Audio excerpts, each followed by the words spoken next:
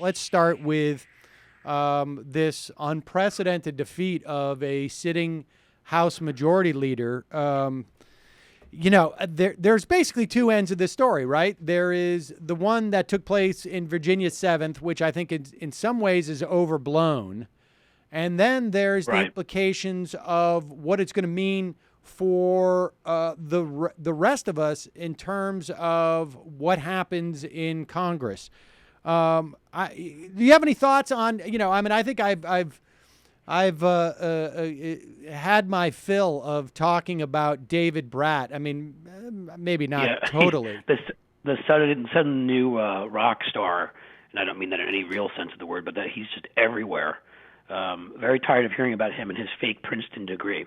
Well, no, it's to be fair, it is Princeton. It's just not that Princeton. He was in the town of Princeton.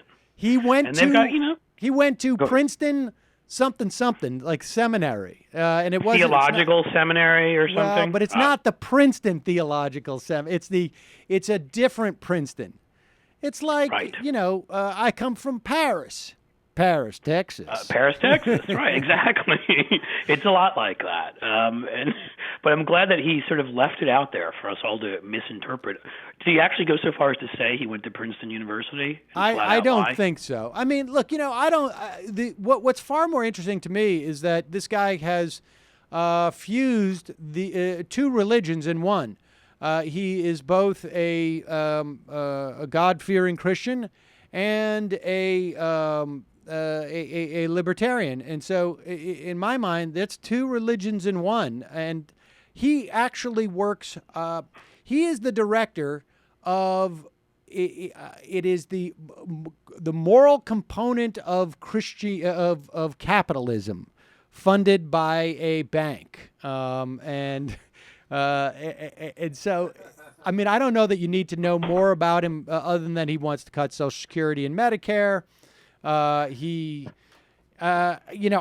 I actually think there's a chance this guy may not win in the general, but it's one House seat, and it's not one that I think that Democrats would keep long term because it's a very Republican district.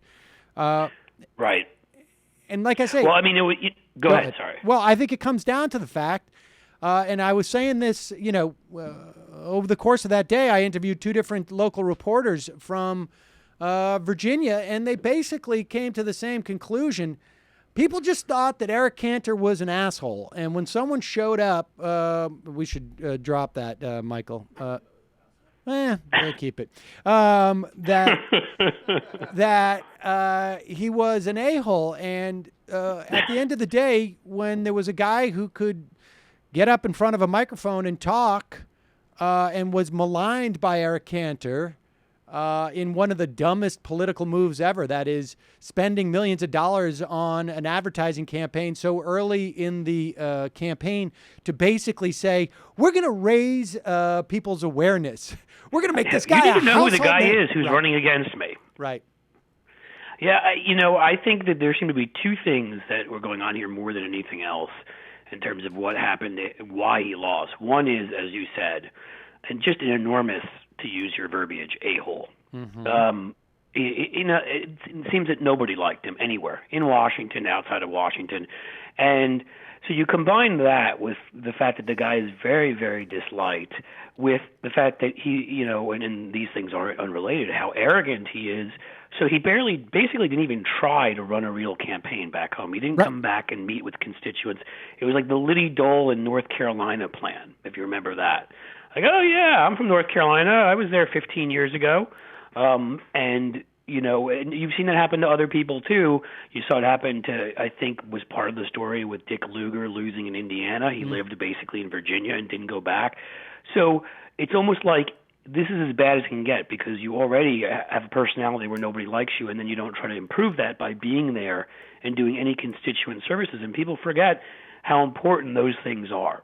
And I think, Brat did criticize this guy for being a big corporatist, but I think that played into that narrative, that personal narrative, in a way that was either very smart from Brat's perspective or just very lucky.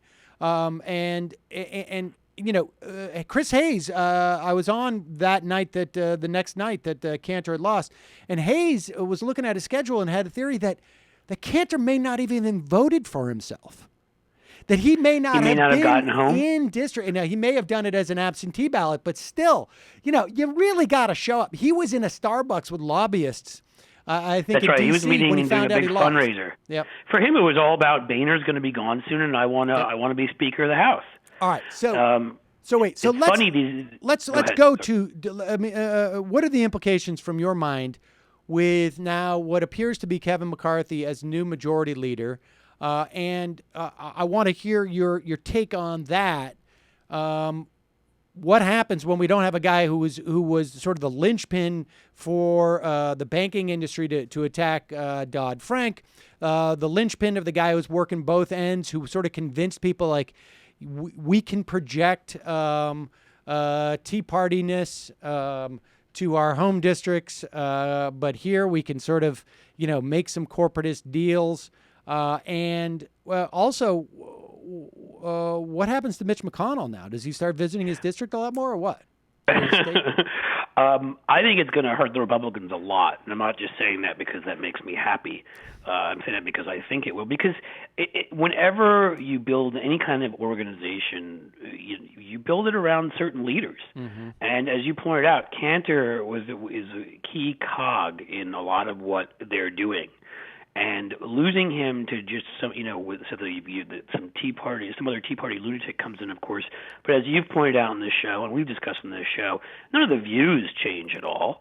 I mean, all that ends up changing in the end is the window dressing. This guy just will say a lot more stupid things out loud and claim he went to Princeton a few more times. In the end, it's not. I mean, people saying, "Oh, now immigration reform won't happen," as if it was going to happen. Right. I mean, come on. As if anything good was going to ever come out of this Congress controlled by these Republicans. So what's going to happen is they're going to be more in disarray. You're right, and there's going to be a scramble among some of those lobbyists, probably who were hanging out in Starbucks with them the other day to find their new champion. And I think, if anything, it just adds more to infighting among Republicans, because clearly there'll be some people that were allies of Cantor. It's kind of who are going to be hurt by the fact that he's on the way out. So whenever you remove a leader, you do that, and that's why I've often talked about the importance of removing Mitch McConnell. And the thing is, in that case, the thing about McConnell is that he is just as much of a jerk, if not even more of one, than Cantor, who everybody hates, which is the problem with his approval rating at home.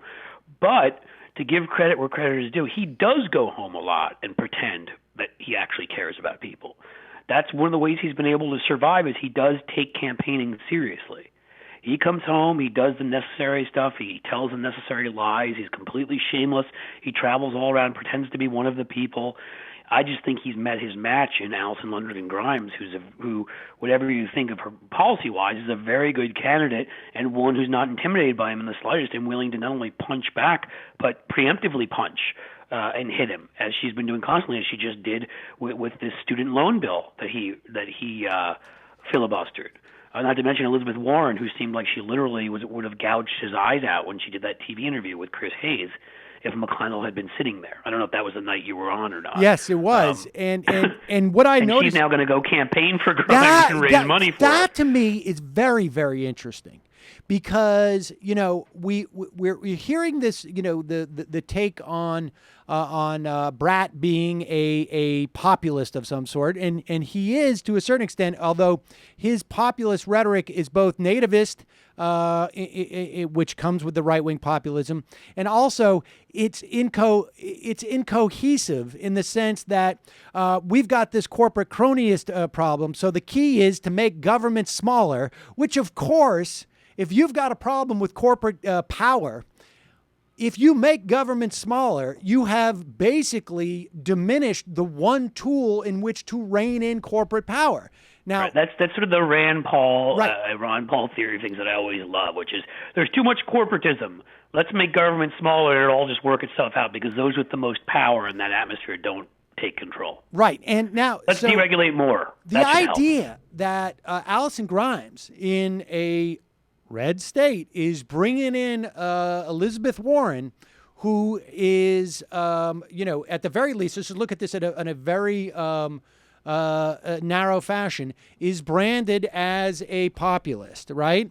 Yep. I mean, that to me is fascinating. If you take down the Senate Majority Leader with the help of Elizabeth Warren in your red state, this is going to really, really change, I think, they may not, forget about intent. It change the elite views in Washington who see things on two poles and don't seem to understand that populism, if done right, granted, there are certain people... It's going to make it hard for them to ignore it. I mean, I'm not suggesting that these people are just stupid, but this is going to be a show of brute power, and that's the kind of thing you need.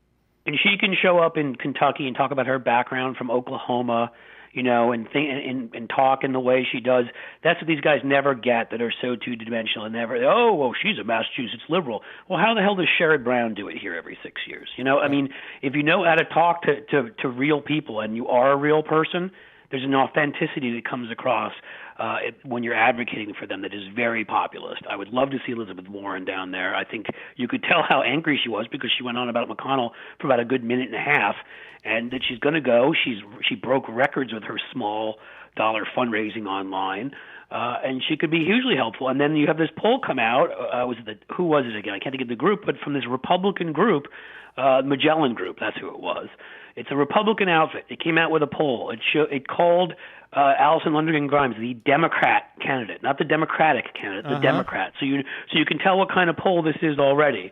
It showed that Obama's carbon emissions plan through the EPA was at a 34% approval rating. Barack Obama was at only a 33% approval rating. And guess what? In that poll, Alison Lundergan Grimes had 49% and McConnell had 46%. I mean, she's just under 50, and he's at 46. He's thrown everything, including the kitchen sink, at her already, and he can't seem to get past that point. I mean, I went with my prediction whenever it was, 2 months ago. I'll stick with it now. She's going to win that race. And everybody's like, it's unprecedented. So was what just happened to Eric Cantor. We're not in what you would call precedented times. I'm giving you the breaking news for that so that we can, I don't know how we'll find that prediction months from now. But there you have it, folks. All right, well, let's if it's wrong, unlike Bill Kristol, I will admit it was wrong.